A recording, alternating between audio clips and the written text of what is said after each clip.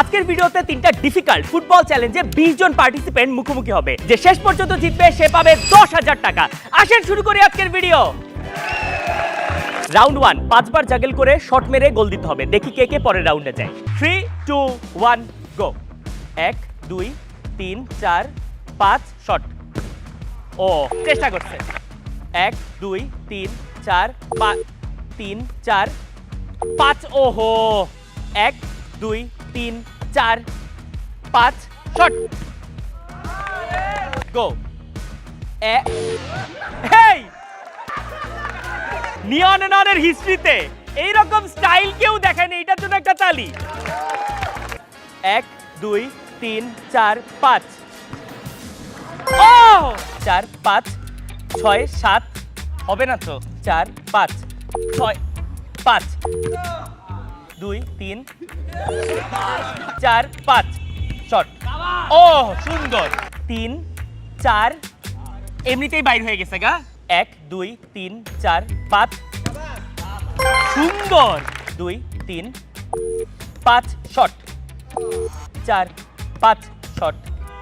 ও 3 4 5 shot 1 2 3 4 5 shot shot shot shot তো 5 1 2 3 4 5।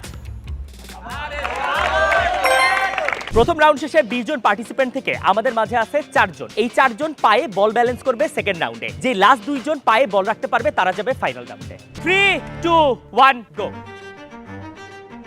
Already 14 কিন্তু মনে হয় একটু ব্যাকফুটে আছে। ওইদিকে সব ভিএআর। এইটা আমার কাছে মনে হয় বেস্ট ভিএআর, কেননা এরা কেউই চায় না যে এরা কেউই জিতুক, ঠিক আছে?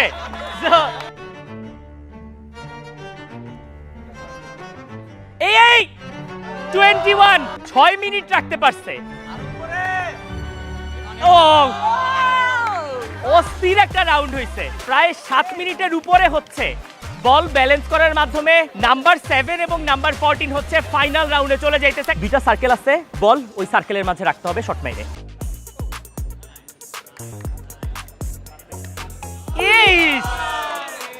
নাম্বার 14 যদি না পারেন তাইলে আমরা আবার এভাবে আমরা যাইতে থাকবো যতক্ষণ পর্যন্ত না একজন পারেন। অনেক জোরে হয়ে গেছে। 3 2 1 গো। এটা হইতে পারে কিন্তু।